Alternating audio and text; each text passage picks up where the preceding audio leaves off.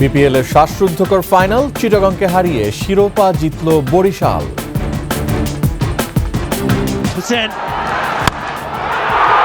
He smashed the first ball for the next. And going for a single. He's gone. He's a white call. He's all over. And Fortune Borichal, the defending champions, regain the crown of the game. And Fortune Borichal, the 2025. হাসিনার বক্তব্যে ভারতের সংশ্লিষ্টতা নেই, ঢাকার সাথে সুসম্পর্ক চায় দিল্লি। আওয়ামী লীগ নিষিদ্ধের দ্রুতই পদক্ষেপ, বললেন আসিফ মাহমুদ। চলতি বছরের শেষ দিকে নির্বাচন, জাপানি সংবাদ মাধ্যম এনএইচকে ডক্টর ইউনুস। ভারতকে দেয়া ট্রানজিটের সুফল পাচ্ছে না বাংলাদেশ, তৈরি করেছে নিরাপত্তা ঝুঁকি।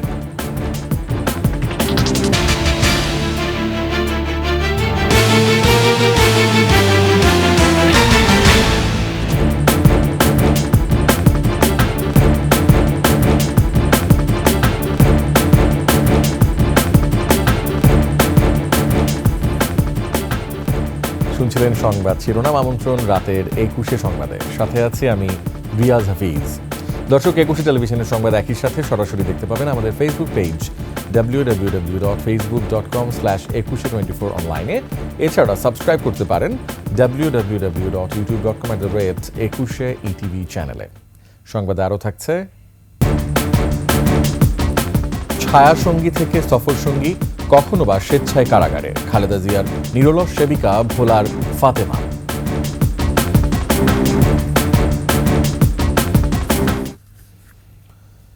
চিটাগংয়ের স্বপ্ন ভেঙে দিয়ে টানা দ্বিতীয়বার বিপিএল এর শিরোপা জিতল বরিশাল। 2013 সালের পর চিটাগং হারল আরও একটি ফাইনাল। টান টান উত্তেজনার ম্যাচে শেষ ওভারে বাজিমাত করে ফরচুন বরিশাল জিতে যায় ম্যাচ। চিটাগংয়ের করা 195 রানের টার্গেটে 4 বল হাতে রেখে জয় তুলে নেয় তামিম ইকবালের দল। আকাশুজ্জামানের রিপোর্ট। এবারও সদরঘাটের লঞ্চ পাড়ি দিচ্ছে বিপিএল শিরোপা। রিশাদ হোসেনের বীরত্ব গাথায় শেষ ওভারের রোমাঞ্চে টানা দ্বিতীয়বার ট্রফি জিতল ফরচুন বরিশাল। এর আগে টসে জিতে চিটাগংকে ব্যাটিংয়ে পাঠান বরিশাল অধিনায়ক তামিম ইকবাল। শুরু থেকেই আগ্রাসী ব্যাটিং করেন ওপেনার খাজা নাফি ও পারভেজ হোসেন ইমন। 11 ওভারেই পূর্ণ হয় 100 রান, হাফ সেঞ্চুরি তুলে নেন দুজনই। বরিশাল প্রথম সাফল্য পায় ম্যাচের 13তম ওভারে, 66 রান করে আউট হন খাজা নাফি। একই ধারায় ব্যাট চালান গ্রাহাম ক্লার্ক, করেন 23 বলে 44 রান। শেষ ওভারে আউট হন তিনি। পারভেজ হোসেন ইমন অপরাজিত থাকেন 78 রানে। বড় টার্গেটে শুরু থেকেই শক্ত জবাব দেয় ডিফেন্ডিং চ্যাম্পিয়নরা। ঝড় তোলেন তামিম ইকবাল। পাওয়ার প্লেতে কোনো উইকেট না হারিয়ে 57 রান করে বরিশাল। পরের ওভারেই হাফ সেঞ্চুরি পূর্ণ করেন তামিম। মাত্র 24 বলে অর্ধশত পূর্ণ করেন তিনি। অন্য প্রান্ত থেকে ভালো সঙ্গ দেন তৌহিদ হৃদয়। 54 রানে তামিম আউট হলে থেমে যায় রানের গতি। মালান ফেরেন মাত্র 1 রানে। 32 রানে আউট হন তৌহিদ হৃদয়। কাইল মায়ার ও মুশফিকুর রহিমের জুটিতে জয়ের পথেই থাকে বরিশাল। তবে মায়ারকে বেশিক্ষণ সঙ্গ দিতে পারেনি মুশফিক, আউট হন 16 রানে। মাহমুদুল্লাহ ও কাইল মায়ারকে আউট করে চিটাগংকে জয়ের স্বপ্ন দেখান শরীফুল ইসলাম। তবে শেষের রোমাঞ্চের বাকি ছিল তখনও। দায়িত্ব কাঁধে তুলে নেন রিশাদ হোসেন। খেলেন 6 বলে 18 রানের দুর্দান্ত ইনিংস। বরিশাল জয় পায় 3 বল বাকি থাকতেই। আকাশুজ্জামান, 21 টেলিভিশন। ভারতে আশ্রিত ক্ষমতাচ্যুত প্রধানমন্ত্রী শেখ হাসিনা ভার্চুয়ালি যেসব বক্তব্য দিয়েছেন তার সঙ্গে দিল্লির কোনো সম্পর্ক নেই বলে জানিয়েছেন দেশটির পররাষ্ট্র মন্ত্রণালয়। শুক্রবার দিল্লিতে নিযুক্ত বাংলাদেশের ভারপ্রাপ্ত হাইকমিশনার নুরুল ইসলামকে তলব করে এই কথা জানায় তারা। এদিকে আগামী সপ্তাহে ভারতের প্রধানমন্ত্রী নরেন্দ্র মোদীর যুক্তরাষ্ট্র সফরে বাংলাদেশ ইস্যু নিয়ে আলোচনা হতে পারে বলে ইঙ্গিত দিয়েছে দেশটির পররাষ্ট্র মন্ত্রণালয়। বিস্তারিত দুলি মল্লিকের ডেস্ক রিপোর্টে। আমি দেশের জনগণের কাছে বিচার চাই, বলুন আপনারা। গণ অভ্যুত্থানে ক্ষমতাচ্যুত হয়ে ভারতে আশ্রয় নেয়া প্রধানমন্ত্রী শেখ হাসিনা সম্প্রতি সামাজিক যোগাযোগ মাধ্যমে ভার্চুয়াল বক্তব্য দিলে দেশব্যাপী শুরু হয় ব্যাপক ভাঙচুর। এ ঘটনায় উস্কানিমূলক বক্তব্য দেওয়ার সুযোগ তৈরি করার অভিযোগ তুলে ঢাকায় ভারতের ভারপ্রাপ্ত হাইকমিশনারকে তলব করা হয়। এর একদিন পরই নয়াদিল্লিতে বাংলাদেশের ভারপ্রাপ্ত হাইকমিশনার নুরুল ইসলামকে তলব করে দেশটির পররাষ্ট্র মন্ত্রণালয়। পরে এ নিয়ে বিবৃতিতে ভারতের পররাষ্ট্র মন্ত্রণালয় জানায়, অনলাইনে শেখ হাসিনা তার নিজস্ব ব্যবস্থাপনায় বক্তব্য দিয়েছেন। এর সঙ্গে ভারত সরকারের অবস্থান মিশিয়ে ফেললে দ্বিপাক্ষিক সম্পর্কের জন্য ক্ষতিকর হবে। ভারত বাংলাদেশের সঙ্গে ইতিবাচক, গঠনমূলক ও পারস্পরিক লাভজনক সম্পর্ক চায় বলেও আবার জানায় পররাষ্ট্র মন্ত্রণালয়। এদিকে আগামী 12 ফেব্রুয়ারি যুক্তরাষ্ট্র সফরে যাচ্ছেন ভারতের প্রধানমন্ত্রী নরেন্দ্র মোদী।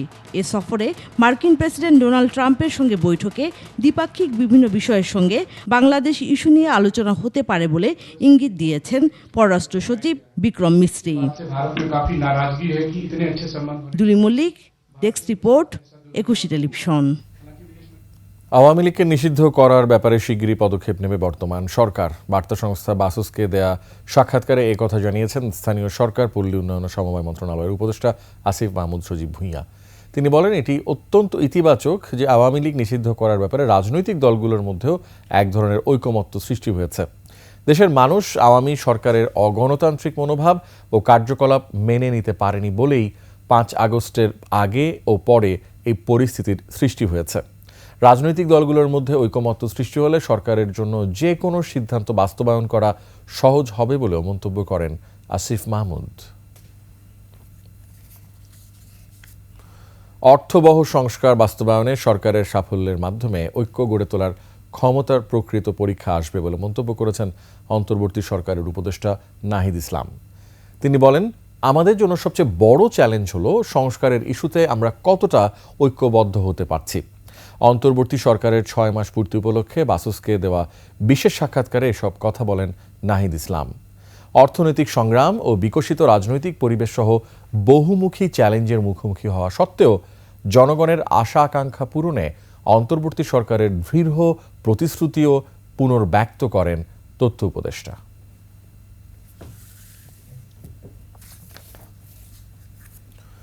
জনরোষে বিলীনের পথে ধানমন্ডি 32 নম্বরের শেখ মুজিবুর রহমানের বাড়ি। ভাঙা ভবনটি দেখতে ভিড় করছেন উৎসুক জনতা। বলছেন, এই ভবন ভাঙার জন্য সাবেক প্রধানমন্ত্রী শেখ হাসিনা নিজেই দায়ী। মাহতাব মিনহাজের প্রতিবেদন। ধানমন্ডির 32 নম্বরে বঙ্গবন্ধুর বাড়িটি এখন ধ্বংসস্তূপ। 3 তলার ক্ষুদ্র একটি অংশ এখনও দাঁড়িয়ে আছে। আশপাশে থাকা বাকি স্থাপনাও গুড়িয়ে দেওয়া হয়েছে। চারপাশে ছড়িয়ে ছিটিয়ে আছে ধ্বংসের সব আলামত।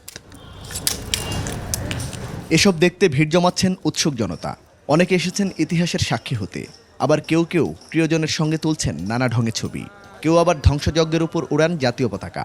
আমার সাথে আমার যে গার্লফ্রেন্ড ও চলে আসছে মানে দেখার জন্য। আমি আসছি এখানে, নাকি ওটা পোড়া দেওয়া হয়েছে এবং কি ভাঙা হয়েছে, এখন আমি ওটা দেখার জন্য আসছি এন্ড ছবি তোলার জন্য আসছি। একটা অভিশপ্ত বাড়ির, একটা অভিশপ্ত শাসকের রূপ কেমন হয় সেটার জন্য আজকে আমি আসছি। পুরো এলাকা জুড়ে হাতুড়ির শব্দ। নিম্নয়ের মানুষ আর পথশিশুরা ধ্বংসাবশেষ থেকে টিন, লোহা, রড নিয়ে যাচ্ছে। এটা জনগণের টাকা দিয়ে করা হয়েছে, এই জন্য এটা ভাঙে লাইতেছি। মানুষ কাটতেছে দেখে আমরা আইসি কাইটে নিয়ে যাবো বাসায়। অনেকের কণ্ঠে ক্ষোভ। বলেন, এই ঘটনা থেকে আওয়ামী লীগের শিক্ষা নেওয়া উচিত। এই হাসিনার অধঃপতনে প্রত্যেকটা মানুষের জন্য শিক্ষা আছে, প্রত্যেকটা জাতির জন্য শিক্ষা আছে এবং প্রত্যেকটা রাষ্ট্রপ্রধানের জন্য শিক্ষা আছে। এর পাপের ফলে এই বাড়িটা আজকে নাই, বঙ্গবন্ধুর বাড়ি নাই। বাসনের উদ্দেশ্য করে আরো সে উস্কাই দিছে, এই বাধ্যতা এটা ভাঙা হয়েছে। ভঙ্গুর ভবনটিকে ভবিষ্যৎ প্রজন্মের জন্য জাদুঘর করার দাবিও করেন অনেকে। এখন যে অবস্থায় আছে, এই অবস্থার মধ্যে দিয়েও কিন্তু এটা একটা মানে একটা উদাহরণ হিসাবে এটা থেকে যেতে পারে। মাহতাব মিনহাজ, 21 টেলিভিশন, ঢাকা। গুঞ্জন উঠেছে ধানমন্ডি 32 নম্বরের বাড়িতে খোঁজ মিলেছে আয়না ঘরের, যা দেখতে দলে দলে আসছে উৎসুক জনতা। তাদের দাবি, খুব দ্রুত অবসান ঘটানো হোক এই রহস্যের। মাহতাব মিনহাজের আরেকটি প্রতিবেদন। ধানমন্ডি 32-এর বঙ্গবন্ধুর বাড়ির সঙ্গে লাগোয়া ভবনটির কাজ এখন অসম্পূর্ণ। ভবনটির মাটির উপরে 2 তলা দৃশ্যমান থাকলেও 4 তলার খোঁজ মিলেছে মাটির নিচে। একেবারে শেষতলা পুরোটি পানির নিচে, এর একাংশে দেখা যায় রহস্যজনক একটি সুড়ঙ্গ, যা নিয়ে কৌতূহল সাধারণের। এটি দেখতে আসছে উৎসুক জনতা। তাদের দাবি, ক্ষমতাচ্যুত সরকার এটাকে আয়নাঘর বানানোর পরিকল্পনা করেছে। দেখতে পাই যে এখানে এমনভাবে পানি ছেড়ে দিছে, মনে হচ্ছে যে লেগের পানিগুলো সব এটার ভিতরে। পানিগুলো পরিষ্কার করে ফেললে আমরা পরিষ্কার হবো যে আসলে আদৌ ওখানে আছে এটা কি। নিচে একটা অদ্ভুত একটা রুমের ভিতর রুম করা, এটা মানে এটা যদি গাড়ির পার্কিং এরিয়া হতো তাহলে তো এরকমভাবে হতো না। লিফটের জায়গা তাহলে এমন থাকবে না, অনেক গভীর এটা। সরকারকে অতি দ্রুত এর সঠিক কারণ খুঁজে বের করার দাবি করা হয়। সরকার প্রধান বা দায়িত্বশীল যারা আছে তাদেরকে আমরা বলবো তাড়াতাড়ি খোঁজ লাগানোর জন্য। খুব দ্রুত এখানে পানির সেচ লাগে, এখানে পানিগুলো পরিষ্কার করা দরকার। পুলিশ বলছে বিষয়টি নিশ্চিত করতে কাজ করছেন তারা। বিষয়টা আমরা শুনেছি, আপনাদের প্রচার মাধ্যমে আমরা এটা দেখেছি। এইটার স্বচ্ছতা প্রমাণে আমরা কাজ করছি, অতি দ্রুতই এটা প্রকাশিত হবে।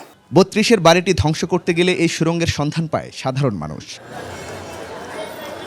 মাহতাব মিনহাজ, একুশে টেলিভিশন, ঢাকা।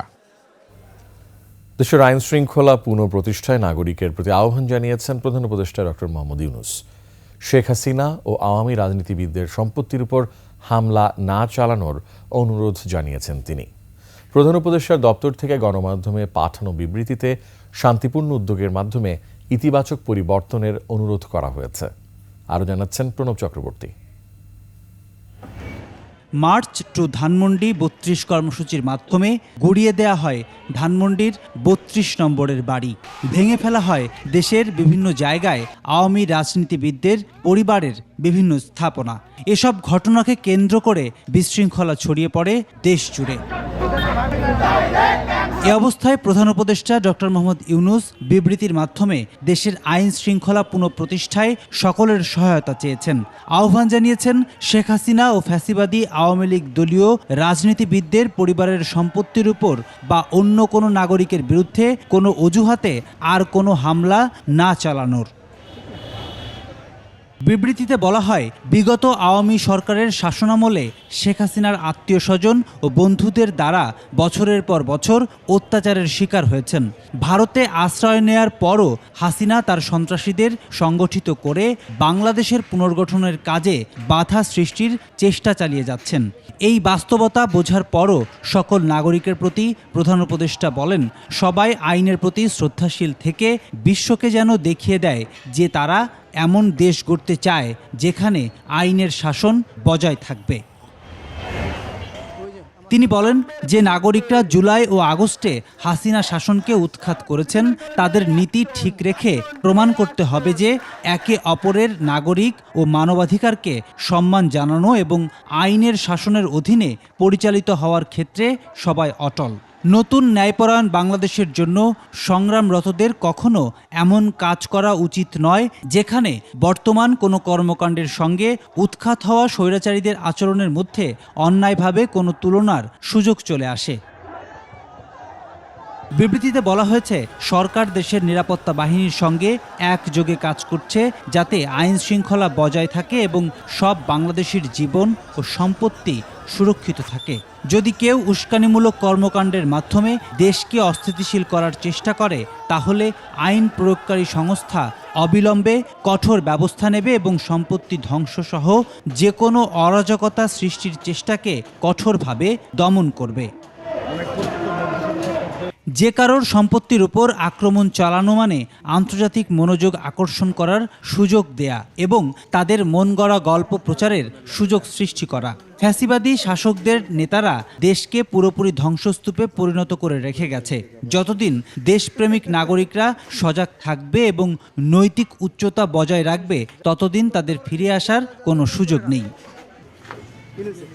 ডক্টর ইউনূস বিবৃতিতে বলেন, মানবতাবিরোধী অপরাধের জন্য অভিযুক্তদের বিচারের সম্মুখীন করা হয়েছে এবং সমগ্র বিশ্ব আমাদের পাশে রয়েছে।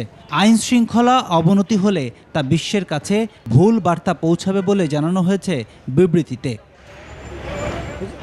প্রধান উপদেষ্টা সবার উদ্দেশ্যে বলেন, এমন একটি দেশ গঠন করতে হবে যেখানে সকল বাংলাদেশি নিরাপত্তা ও মর্যাদার সঙ্গে বসবাস করতে পারবেন। নাগরিকদের আত্মসংযম বজায় রেখে গঠনমূলক শান্তিপূর্ণ উদ্যোগের মাধ্যমে ইতিবাচক পরিবর্তনের অনুরোধ করেছেন ডক্টর ইউনূস। প্রণব চক্রবর্তী, একুশে টেলিভিশন, ঢাকা। চলতি বছরের শেষ দিকে নির্বাচন হতে পারে বলে জানালেন অন্তর্বর্তী সরকারের প্রধান উপদেষ্টা ডক্টর মোহাম্মদ ইউনূস।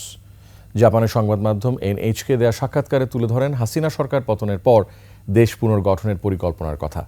বলেন, গণ অভ্যুত্থানে মুখ্য ভূমিকা রাখা তরুণরাই আগামীতে দেশে প্রভাবশালী হয়ে উঠবে। বিস্তারিত দুলি মল্লিকের ডেস্ক রিপোর্টে। ছাত্র জনতার গণ আন্দোলনে শেখ হাসিনা সরকারের ১৫ বছরের শাসন আমলের সমাপ্তির পর শুরু হয় নতুন বাংলাদেশ গড়ার স্বপ্ন বাস্তবায়ন। অর্থনীতি, রাজনীতি থেকে শুরু করে বিচার ব্যবস্থা সব ক্ষেত্রেই পুনর্গঠনের কাজ শুরু করে অন্তর্বর্তী সরকার। প্রধান উপদেষ্টার দায়িত্ব নেন নোবেলজয়ী ডক্টর মোহাম্মদ ইউনূস। সম্প্রতি জাপানের সংবাদ মাধ্যম এনএসকে দেওয়া বিশেষ সাক্ষাৎকারে তুলে ধরেন দেশ পুনর্গঠনে তার পরিকল্পনার কথা। Given the circumstances when we came in, I think we have come a long way because it's a completely devastated society, devastated economy, devastated political system, judicial system, everything. গণতান্ত্রিক দেশের জন্য নির্বাচন অপরিহার্য উল্লেখ করে জানান নির্বাচন অনুষ্ঠানের সম্ভাব্য সময়ে। When the election is held, the new government that will be elected to the election will have a very safe and sound basis to work with. আগামীর বাংলাদেশে তরুণরাই প্রভাবশালী হয়ে উঠবে বলে আশা প্রকাশ করেন Mohammad Yunus. What young people would like to do, show their creative power and share it with the rest of the world. So that's the ambition that we have in our mind and see. Hasina সরকারের পতনের পর 6 মাস পার করেছে অন্তর্বর্তী সরকার। আইন শৃঙ্খলা পরিস্থিতি মোকাবেলা সহ নানা ক্ষেত্রে বারবারই প্রতিবন্ধকতার মুখে পড়ছেন তারা। এ অবস্থায় তরুণদের আকাঙ্ক্ষার বাস্তবায়ন ও নতুন বাংলাদেশ গড়ার স্বপ্ন কিভাবে কতখানি এগোবে সেটাই দেখার বিষয়। Duli Mallick, desk report, 21 television. Sheikh হাসিনার সময় ভারতকে দেয়া ট্রানজিটের কোনো সুফল পাচ্ছে না বাংলাদেশ। অর্থনৈতিকভাবে লোকসানের পাশাপাশি বাংলাদেশের জন্য বড় নিরাপত্তার ঝুঁকিও তৈরি করেছে এই একতরফা ট্রানজিট। বিশ্লেষকরা বলছেন, বিষয়টি খতিয়ে দেখে বাংলাদেশের স্বার্থ নিশ্চিত করতে অন্তর্বর্তী সরকারের এখনই উদ্যোগ নেওয়া উচিত। বিস্তারিত সঞ্জয় অধিকারী রিপোর্টে। বাংলাদেশের ভূখণ্ড ব্যবহার করে ভারত পূর্বাঞ্চলের 7টি রাজ্যে পণ্য পরিবহনের সুবিধা নিয়েছে। এর বিপরীতে ভারতের ভূখণ্ড ব্যবহার করে নেপাল ও ভুটানে পণ্য পরিবহনের সুযোগ চাইলেও পায়নি বাংলাদেশ। ট্রানজিটের ব্যাপারটা খুবই একপাক্ষিক, অসম তো বটেই, খুবই অসম এবং খুবই অস্বচ্ছ।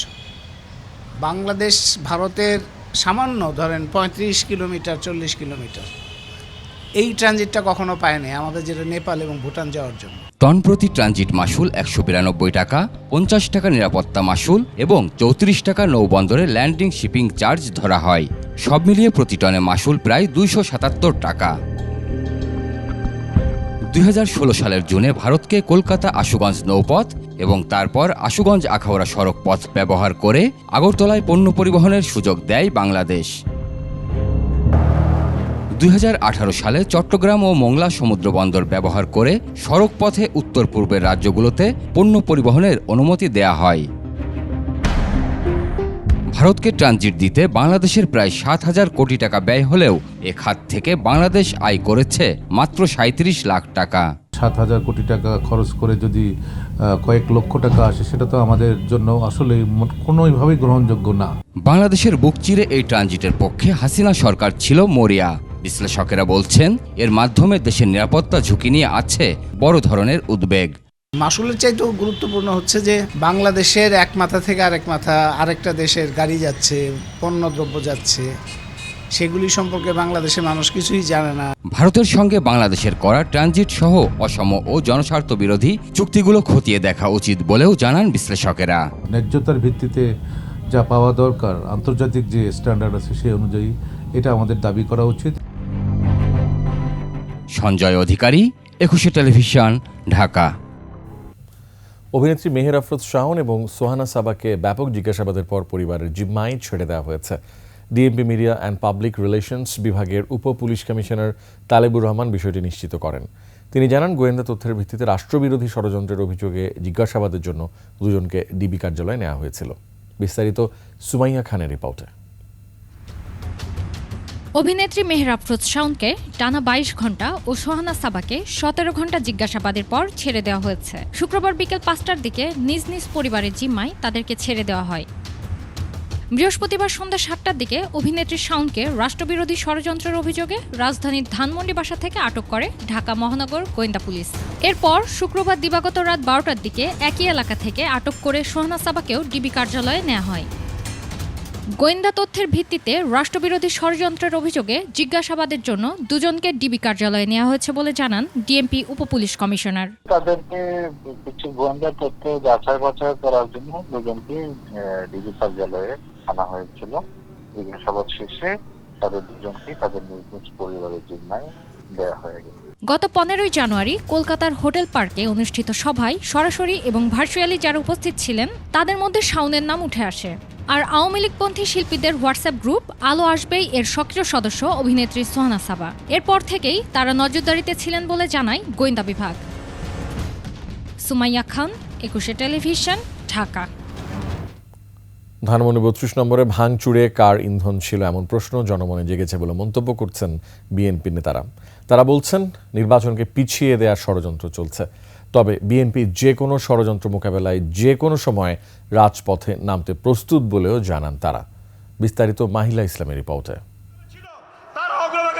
রাজধানীর বিজয়নগরে রাষ্ট্র কাঠামো মেরামতে বিএনপির 31 দফা নিয়ে কর্মশালা যোগ দেন দলের নেতারা।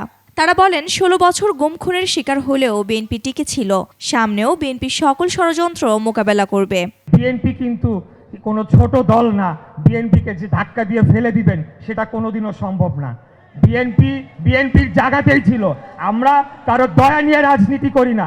গুলি, হত্যা, গুম, খুন সবকিছুর মাঝেও আমরা রাজপথে বুক চিতিয়ে দাঁড়িয়ে থেকে আন্দোলন করেছি। এদিকে জাতীয়তাবাদী নাগরিক সমাজের এক অনুষ্ঠানে যোগ দিয়ে বিএনপির স্থায়ী কমিটির সদস্য গয়েশ্বরচন্দ্র রায় প্রশ্ন করেন, ভারত থেকে শেখ হাসিনা উস্কানিমূলক কথা বললে তাতে কেন পা দিচ্ছে সরকার? প্রথম দিন যদি ঘটনা ঘটতো আরো বেশি, সেটা জনগণ স্বাভাবিক মনে করত নাকি? এখন যে 6 মাস পরে যে চেতনার উদ্যোগ, এটা তো জনগণ গ্রহণ করছে না, জনগ্রহণ করছে না। তো সে কারণেই এটা বিচ্ছিন্ন ঘটনা বলে সরকার দায়িত্ব এড়ায় চলতে গেলে আলটিমেটলি কিন্তু মাসুল দিবে এই সরকার। দেশে 3 রকমের সরকার চলছে বলেও অভিযোগ করেন বিএনপির এই নেতা। সংস্কারের নমুনা তো গত 2 দিন দেখলাম। এটা যদি সংস্কারের উদাহরণ হয়, এই সংস্কার তো জনগণ চায় না। একটা হলো ডক্টর ইউনূসের নেতৃত্বের সরকার, আরেকটা হলো মাওলানা কোন আরেকজনের নেতৃত্বে একটা সরকার, আরেকটা হলো বৈষম্য বিরোধী সরকার। 3 সরকারের যাতা করে জনগণ আজকে তিনমুখী অবস্থা হয়েছে। সুষ্ঠু নির্বাচনের মাধ্যমে জনগণের সরকার প্রতিষ্ঠা করতে ঐক্যবদ্ধ হওয়ার আহ্বান জানান তিনি। আপনারা কোনো উস্কানিতে পা দিবেন না। মাহিলা ইসলাম, 21 টেলিভিশন, ঢাকা। পালিয়ে গিয়েও শেখ হাসিনা দেশকে অস্থিতিশীল পরিবেশ সৃষ্টিতে উস্কানি দিচ্ছেন বলে মন্তব্য করেছেন জামায়াতে ইসলামীর আমির ডাক্তার শফিকুর রহমান। তিনি বলেছেন, ফ্যাসিস্টদের এসব প্রহসন মুক্তি পাগল মানুষ সহ্য করবে না। রবিউল ইসলামের তথ্য ছবিতে ডেস্ক রিপোর্ট। নারায়ণগঞ্জের ওসমানী পৌর স্টেডিয়ামে জেলা ও মহানগর জামায়াত ইসলামীর জনসমাবেশ। যোগ দেন দলের আমির ডাক্তার শফিকুর রহমান সহ শীর্ষ নেতারা। জামায়াতের আমির বলেন, ভারতে আশ্রয় নিয়ে শেখ হাসিনা বাংলাদেশে উত্তপ্ত পরিবেশ সৃষ্টির ষড়যন্ত্র করছেন। তারা পালিয়ে গিয়েও দেশকে অস্থির করার জন্য মাঝে মধ্যেই উস্কানিমূলক কর্মকাণ্ড করে থাকেন। সেই রকমই একটা উস্কানি 2-1 দিন আগে তারা দিয়েছিলেন। হাজার হাজার মানুষ যারা খুন হলো, গুম হলো, যারা রক্তাক্ত হয়ে পঙ্গু হয়ে এখন হাসপাতালের বেডে কাতরাচ্ছে, সেই সময় আপনারা আবার উস্কানি দেন। এইটা কি বাংলাদেশের মুক্তিপাগল মানুষ সহ্য করবে? তিনি বলেন, গত 54 বছর এই জাতিকে বিভক্ত করে রাখা হয়েছিল, আর সুকৌশলে এই বিভক্তি সৃষ্টি আওয়ামী লীগ করেছিল। বাংলাদেশের সংবিধান সকলকে সমান অধিকার দিয়েছে, সাংবিধানিক অধিকার। কিন্তু আশ্চর্যের বিষয়, কষ্টের বিষয়, 54টা বছর এই জাতিকে বিভিন্নভাবে ভাগ বিভক্ত টুকরা টুকরা করে রাখা হয়েছিল। এই কাজটা সুকৌশলে আওয়ামী লীগ করেছিল। জামায়াত ইসলামী ক্ষমতায় গেলে নারীদের ঘরে বাইরে সর্বোচ্চ নিরাপত্তা ও মর্যাদার কাজ করবে বলেও অঙ্গীকার করেন ডাক্তার শফিকুর। একমাত্র পরিচয় তারা বাঙালি। ইউসুফ হাসান নাইম, 21 টেলিভিশন। ছায়া সঙ্গী থেকে সফর সঙ্গী, আবার কখনো কারাগারে নির্ভরতার একমাত্র মানুষ। হাসপাতালের শয্যাপাশে কখন নিরলস নির্ঘুম একজন সার্বক্ষণিক সেবিকা। বলছিলাম বিএনপি চেয়ারপারসন বেগম খালেদা জিয়ার গৃহপরিচারিকা ফাতেমা বেগমের কথা। স্বেচ্ছা কারাবরণকারী ভোলার ফাতেমা লন্ডন যাত্রায়ও সফরসঙ্গী হন বেগম জিয়ার। ভোলা প্রতিনিধি মেজবাউদ্দিন শিপুর সহায়তায় বিস্তারিত জানাচ্ছেন আকবর হোসেন সুমন। দৈনন্দিন কাজে এবং সার্বক্ষণিক দেখভালে গুলশানের ফিরোজায় 2010 সাল থেকে বিএনপি চেয়ারপারসন বেগম খালেদা জিয়ার পাশে আছেন গৃহ পরিচারিকা ফাতেমা বেগম। তার সঙ্গেই এখন লন্ডনে আছেন ফাতেমা। স্বেচ্ছায় ঢাকা কেন্দ্রীয় কারাগারে প্রায় 25 মাস অবস্থান করেছেন ফাতেমা। জেল থেকে হাসপাতাল, আবার হাসপাতাল থেকে বাসা, এই ত্রিমুখী গন্তব্যের নিরবচ্ছিন্ন দৌড়ে এক মুহূর্তের জন্য বিচ্ছিন্ন হননি। বেগম খালেদা জিয়া অন্তপ্রাণ এই মায়ের জন্য তার সন্তানরা গর্বিত। আমার আম্মুই তার সকল কাজ করে, তার দেখাশোনা করে। এখন সে চিকিৎসার জন্য লন্ডন গিয়েছে, সেখানেও আমার আম্মু গিয়েছে। সে যেখানেই যায় তার সাথে আমার আম্মু যায়। জন্মের পর আমি আমার বাবাকে দেখিনি, আমার মাই সব ছিল। আর আমার মা আমাকে 2 বছর রেখে ওই বাসায় চলে যায়, আর সব সময় আমাদেরকে আদর করতে পারে নাই। অথচ বিএনপি চেয়ারপারসনের সঙ্গে থাকায় এতদিন সুবিধা বঞ্চিত দিন কেটেছে ফাতেমার স্বজনদের। ফাতেমা এমন একটা লোক, তার দেশের জন্য, তার বাড়ির জন্য কোনোদিন কিচ্ছু চাওয়া পাওয়া সে চায় না। দৈন্যতা ঘুঁচাতে একসময় রাজধানীর খিলগাঁও এলাকায় মুদি দোকান দিয়ে জীবিকা নির্বাহ করতেন ফাতেমার বাবা। আওয়ামী দুঃশাসনের শিকার হয়ে শেষে জীবন বাঁচাতে ফিরতে হয়েছে ভোলায়। মুরগি করে হয়ে লাস্টের বাকি বকা খাওয়াই দেওয়া কেউ ফুটা উঠেতেই না, রহমানি অফিসার করেছে বলা হয়নি জানতে। পরে লাস্টে এটা দোয়ান ছাড়িয়ে দিচ্ছি মাস 6 পরে একটা 7 দোয়ান দিয়ে আমার তো সংসার চালাইছি। ফাতেমার কাছে নেত্রীর জন্য ঋণ স্বীকার করেছে ভোলা বিএনপি। ফাতেমা কাছে আমরা ভোলা বিএনপি কৃতজ্ঞ, সারা বাংলাদেশের বিএনপি কৃতজ্ঞ।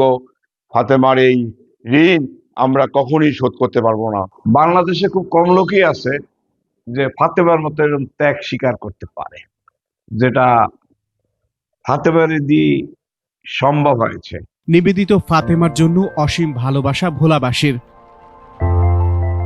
আকবর হোসেন সুমন, 21 টেলিভিশন, ঢাকা। অমর 21 বইমেলার খবর।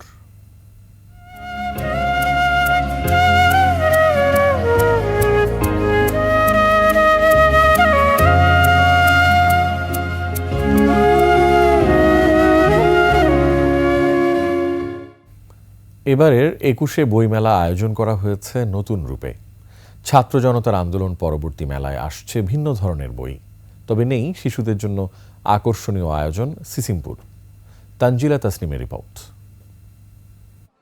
জুলাই গণ অভ্যুত্থানের পর নতুন রূপে এবং নতুন আঙ্গিকে উদযাপিত হচ্ছে এবারের প্রথম বইমেলা। বিভিন্ন ধারার বই প্রকাশিত হচ্ছে, যা পাঠককে আকর্ষিত করছে। প্রতি বছর বইমেলায় আকর্ষণের অন্যতম বিষয় থাকে শিশুদের জন্য সিসিমপুর, কিন্তু ফান্ডের অভাবে এবার সিসিমপুরের ব্যবস্থা করতে পারেনি কর্তৃপক্ষ। বাচ্চাদের জন্য কিছু কার্যক্রম সেটা নাই, ওটা ওরা করে নাই, তার কারণ তারা যেই ফান্ড নিয়ে কাজটা করতো ওটা এখন আর তারা পাচ্ছে না। ছোটদের বই পড়ার অভ্যাস তাদের জ্ঞানের পরিধি বাড়ায়। বাবা মায়ের সঙ্গে মেলায় আসছে শিশুরা, কিনছে পছন্দের বই। যেসব গল্প থেকে বাচ্চা কিছু শিখতে পারবে, দেশের জন্য শিখতে পারবে, ও নিজের জন্য শিখতে পারবে, সেই ধরনের বই কিছু কিনে দিয়েছি। বই কিনবো, আর আমার কমিক টাইপস বই পছন্দ। আমি নিজেও প্রচুর বই পড়ি এবং আমি আমার বাচ্চাদেরও এনকারেজ করি। আগের বাস সিম্পল দেখতে পাইছিলাম, বাট এই বাস সিম্পলটা হয়নি, এর জন্য একটু মনটা খারাপ। আর এই কারণে এবারে বিভিন্ন স্টলে বই বেচা কেনাও বেশ ভালো। খুশি প্রকাশক ও দোকানিরা। বাচ্চারাও আসতেছে, বিক্রি কিনেও হচ্ছে। মূলত কি আমরা বিক্রির জন্যই আসি না, শুধু বিক্রির জন্যই আসি না। এইবারে বইমেলা এটাই প্রথম শুক্রবার, আলহামদুলিল্লাহ খুব ভালো সাড়া পাচ্ছি। বইও ভালো বিক্রি হচ্ছে, বাচ্চারা খুব ভালো আসতেছে, প্লাস ফ্রেন্ডসরা খুব সচেতন। বইমেলার সংস্কৃতি শুধু দেশের গণ্ডির ভেতরেই আটকে না রেখে আরও ছড়িয়ে দেওয়ার আহ্বান লেখক, পাঠক ও দর্শকদের। আব্দুল খালেক ফারুকের বই। তানজিলা তাসনিম, 21 টেলিভিশন, ঢাকা। নারায়ণগঞ্জে কাঁচপুরে ব্যাটারি চালিত অটোরিকশা ও যাত্রীবাহী বাসের মুখোমুখি সংঘর্ষে নারী, শিশুসহ 3 জন নিহত হয়েছেন। পুলিশ জানায় সন্ধ্যায় শিমরাইল থেকে মহাসড়কের কাঁচপুরে ঢাকাগামী ব্যাটারি চালিত অটোরিকশার লেনের উল্টো পথ ধরে যাওয়ার সময় একই লেনে বাসের সঙ্গে সংঘর্ষ হয়। অটোরিকশায় থাকা মা ও ছেলে ঘটনাস্থলে নিহত হন। আহত আরেকজনকে ঢাকা মেডিকেলে নেয়ার পর চিকিৎসক তাকে মৃত ঘোষণা করেন। পরে পুলিশ মরদেহ উদ্ধার করে কাঁচপুর হাইওয়ে থানায় নিয়ে যায়। নিহত নারী কাঁচপুরের পোশাক কারখানার শ্রমিক।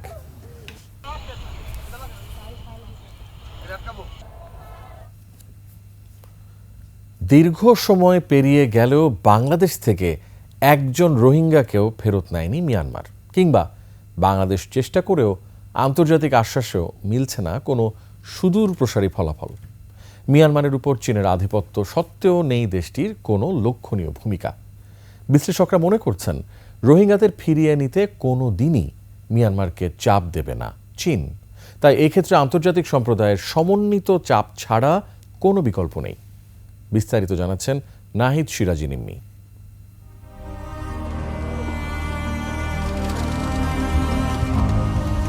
রোহিঙ্গাদের ফেরাতে বিভিন্ন সময়ে নেওয়া হয়েছে বিভিন্ন পদক্ষেপ। এরই মধ্যে পার হয়ে গেছে দীর্ঘ 9 বছর। এখনও বাংলাদেশ থেকে মিয়ানমারে ফেরত পাঠানো যায়নি কোনো রোহিঙ্গা শরণার্থীকে।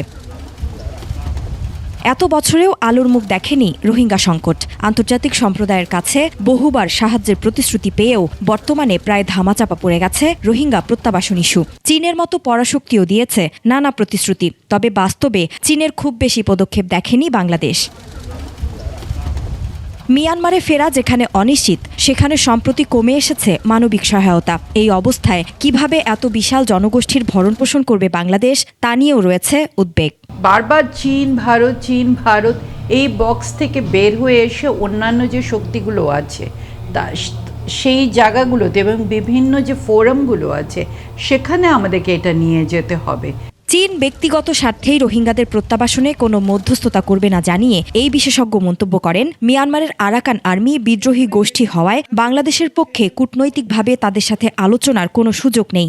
বাংলাদেশ যদি এখন ইয়াংগুনের সাথে কোনো ধরনের ডায়ালগ ডেভেলপ করে, তাতে করে খুব বেশি কিছু করার নাই। তার কারণ হচ্ছে ইয়াংগুনের কর্তৃত্ব রাখাইন রাজ্যে নাই। আবার বাংলাদেশ আরাকান আর্মির সাথেও সরাসরি কোনো ডায়ালগ ডেভেলপ করতে পারবে না মিয়ানমারের সাথে ডিপ্লোম্যাটিক রিলেশন রেখে। তার কারণ মিয়ানমার রাষ্ট্রের কাঠামোতে আরাকান আর্মি হচ্ছে একটা বিদ্রোহী সশস্ত্র গোষ্ঠী। মিয়ানমারের উপর চীনের কর্তৃত্ব অনেকটাই কমে আসছে। উল্লেখ করে এই বিশেষজ্ঞ বলেন, রোহিঙ্গাদের ফেরাতে আন্তর্জাতিক সম্প্রদায়ের উদ্যোগের বিকল্প নেই। আন্তর্জাতিক সম্প্রদায়কে এখানে আসলে এগিয়ে আসতে হবে। নাহিদ সিরাজি নিম্মি, 21 টেলিভিশন, ঢাকা। আগস্টে হচ্ছে স্বপ্নচারী সংগঠন ফুবানার 39তম কনভেনশন। সংবাদ সম্মেলনে জানানো হয়, বাংলাধারার সহযোগিতায় 29 থেকে 31 আগস্ট আটলান্টায় হবে কনভেনশন। এই আয়োজনে থাকছে বইমেলা, seminar, talent show, fashion show সহ আরও নানা আয়োজন। সংবাদ সম্মেলনে উপস্থিত ছিলেন ফুবানা চেয়ারম্যান মাসুদ রব চৌধুরী, কনভেনর নাহিদুল খান সোহেল, মেম্বার সেক্রেটারি মাহবুবুর রহমান ভূঁইয়া ও সিনিয়র কো কনভেনর কাজী নাহিদ।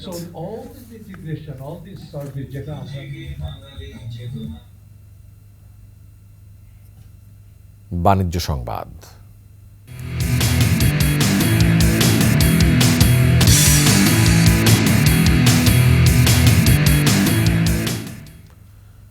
সয়াবিন তেল নিয়ে তেলেসমাতি চলছেই। 5 লিটারের তেলের বোতল বাজার থেকে প্রায় উধাও। এই সুযোগে নেওয়া হচ্ছে সর্বোচ্চ খুচরা মূল্যের চেয়ে বেশি দাম। তবে সরবরাহ বাড়ায় কিছুটা কমেছে চালের দাম। তৌহিদুর রহমানের রিপোর্ট। মোহাম্মদপুর পাইকারি কৃষি মার্কেট। অন্য বাজারের তুলনায় দাম কিছুটা কম। প্রতি কেজি মিনিকেট চাল বিক্রি হচ্ছে 73 থেকে 83 টাকায়, মোটা চাল বিক্রি হচ্ছে 49 টাকায়। 1 মাস আগে যে দাম বেড়েছিল 15 দিন আগে, তা কিছুটা কমলেও আরও কমার সুযোগ আছে বলে মনে করেন তারা। আজকে চালের বাজারে 1 মাস ধরে এই অবস্থার মধ্যে আমরা আছি। 77, 78, এর আগে ছিল আপনার 72, 73 টাকা। সবচেয়ে 1 নম্বর যেটা, ওটা 83 টাকা। মোটা চাউলের মধ্যে সবচেয়ে ভালো যেটা সেটা 50 টাকা। সবচেয়ে নিম্নমানের আঠাশ যেটা, সেটা হলো আপনার 53, 54 টাকা। 10-12 দিনের মধ্যে বাজার সব চাউলের দামই আপনার 1 থেকে 3 টাকা পর্যন্ত কমছে। 200 গজ দূরে এসে মোহাম্মদপুর খুচরা কৃষি মার্কেটে ভালো মানের মিনিকেটের দাম প্রতি কেজিতে বেড়েছে 2 টাকা। মিনিকেট অরিজিনাল ভালো যেটা, ওটা 85 টাকা, 80 হইতে 85 টাকা। তবে সয়াবিন তেলের, বিশেষ করে 5 লিটারের সয়াবিনের সরবরাহ বেশ কম। দোকানেদের কিনতে হচ্ছে গায়ের দাম অনুযায়ী, সাথে কিনতে হচ্ছে আটা ময়দাও। এই সুযোগে দামও বাড়তি। পাইকারি দোকানগুলোতে তেল আমরা পাই না, হয়তো মনে করেন বডি রেটে কিনে আনতে হয়, আর না কাস্টমার কাছে বেচলে মনে করেন ওই রেটে বেচতে পারি না আমরা। প্লাস আপনার 5 লিটার তেল বর্তমানে সংকট। আজকে সকালে গেছি করে 5 লিটার তেল পাই নাই। 2 লিটার তেলগুলো আছে, তাও বডি রেটে কিনতে হয়। তো ওই বডি রেটে কিনলে আমাদের ব্যবসাটা থাকে না, শুধু তেলটা নিয়ে আমাদের বর্তমান সংকট একটু। বাজারে মাছের সরবরাহ স্বাভাবিক। 1 থেকে 2 কেজি ওজনের রুই কাতল বিক্রি হচ্ছে 250 থেকে 300 টাকায়। 2 থেকে 5 কেজি ওজনের রুই কাতল বিক্রি হচ্ছে 400 থেকে 700 টাকা কেজি দরে। শীতকালীন সবজির সরবরাহ বেশ। ভালো মানের প্রতিটি ফুলকপি ও পাতাকপি বিক্রি হচ্ছে 30 টাকায়। দেশি পেঁয়াজ 45, আলু 20 এবং ব্রয়লার মুরগি বিক্রি হচ্ছে 210 টাকা কেজি দরে। গরুর মাংসের কেজি 700 টাকায় বিক্রি হচ্ছে। তৌহিদুর রহমান, 21 টেলিভিশন, ঢাকা। খেলা সংবাদ।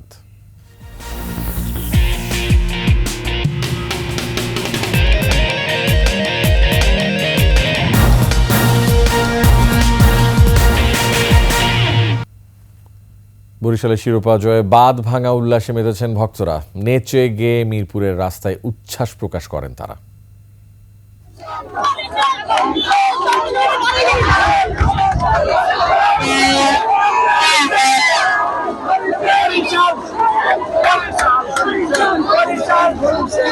কাপ নিয়ে গেছে, লঞ্চ উঠে বাইরে যাবো ইনশাআল্লাহ। এবার বাইরে যাবো, এই আমার পড়ালে এসে বাইরে যাবো লঞ্চে ইনশাআল্লাহ। হ্যাঁ, সবচেয়ে পছন্দের প্লেয়ার কে? তামিম। অনেক খুশি, মোরা আজকে কাপ জিততে গেছি। তামিম ভাই অনেক ধন্যবাদ ভাই, আজকে আমরা সুন্দর একটা ম্যাচ দেওয়ার জন্য। একসাথে লঞ্চে যাবে, সাঁতারও কিন্তু চিটাগাং কোথায়, ভাষা হারাই ফেলছি ভাই। মানে বরিশাল এই মুহূর্তে জায়গা রিশাদ এত সুন্দর একটা ফিনিশিং এ বরিশালের ম্যাচ যারা জিতে দেবে আসলে আমরা ভাবতেও পারিনি ভাই। মানে আসলে ছিলাম যে আসলে বরিশাল 100% ম্যাচ জিতবে, কনফিডেন্স আমাদের ছিল ভাই। তামিম সেট করে দিয়েছে, 50টা রান খুব ইম্পর্টেন্ট ছিল তামিমের ব্যাটে। তামিম ভাইকে আমরা স্যালুট জানাই যে আসলে আমাদের এত সুন্দর একটা ম্যাচ উপহার দিয়েছে। আমরা বরিশালবাসী তার প্রতি কৃতজ্ঞ থাকবো, সবসময় কৃতজ্ঞ থাকবো। এই বরিশাল এখন ধারাবাহিক কন্টিনিউ প্রতি বছর শুধু ট্রফি নেবে ইনশাআল্লাহ। শেষ করছি রাতের 21 সংবাদ। তবে যাবার আগে সংবাদ শিরোনামগুলো আরো একবার। বিপিএল এর শ্বাসরুদ্ধকর ফাইনাল, চিটাগংকে হারিয়ে শিরোপা জিতল বরিশাল। হাসিনার বক্তব্যে ভারতের সংশ্লিষ্টতা নেই, ঢাকার সাথে সুসম্পর্ক চায় দিল্লি। আওয়ামী লীগ নিষিদ্ধে দ্রুত পদক্ষেপ, বললেন উপদেষ্টা আসিফ মাহমুদ। চলতি বছরের শেষ দিকে নির্বাচন, জাপানি সংবাদ মাধ্যম এনএইচকে ডক্টর ইউনুস। ভারতকে দেয়া ট্রানজিটের সুফল পাচ্ছে না বাংলাদেশ, তৈরি করেছে নিরাপত্তা ঝুঁকি।